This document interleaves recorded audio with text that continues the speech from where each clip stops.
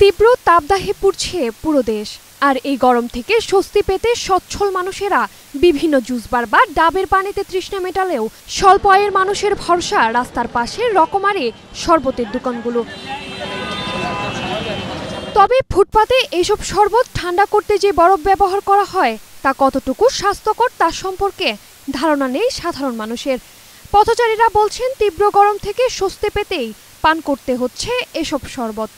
গরমের মধ্যে এটা তো যাচাই করি না যে এটা ভালো পানি নাকি ভালো বরফ কিনা বা খারাপ, এটা পরিস্থিতির শিকার হয়ে খাইতে হইতাছে। সেই ওয়েদারে এখন আমরা না পারতে এগুলো খাওয়া হইতাছে। গরমে মানুষ অস্থির, রাস্তায় রাস্তায় এখন মানুষ ঠান্ডা যা পায় তাই খায়, লেবুর শরবত, বরফের শরবত, ফলের শরবত।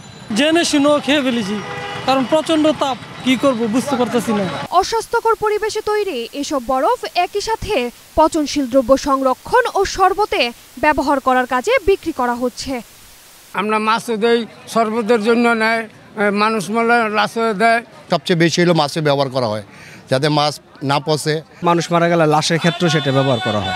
অতিরিক্ত চাহিদা, বরফের দাম বাড়াই দিছে, 180 টাকা পাট আনা বরফ বেচতেছে 220 টাকা পাট। মেশিনে ভাঙতাছে, গাড়িতে আনতাছে, ময়লা স্বাস্থ্যের জন্য ঝুঁকিকর। তবে চিকিৎসকরা বলছেন গরমে এসব শরবত পানে টাইফয়েড, ডায়রিয়া, জন্ডিস সহ ব্যাকটেরিয়া জনিত রোগ ছড়িয়ে পড়তে পারে। এই শরবত পান করার ফলে কিন্তু সে পক্ষান্তরে ডায়রিয়ার জীবাণু সহ বিভিন্ন ধরনের জীবাণু গ্রহণ করতেছে, যার ফলে বাইরের খাবারটা খাওয়া যাবে না। কোন পানি দিয়ে তৈরি হচ্ছে সেটা খেয়াল করতে হবে, যে সেটা কি আপনার মিনারেল ওয়াটার দিয়ে তৈরি করা হচ্ছে, বিশুদ্ধ পানি দিয়ে তৈরি করা হচ্ছে না অন্য কিছু। সো এই জিনিসগুলো খেয়াল করেই আমাদেরকে বাইরের জিনিস সেবন করতে হবে।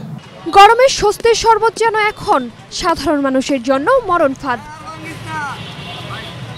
অনুকৃতি আদিত্য, এশিয়ান টেলিভিশন।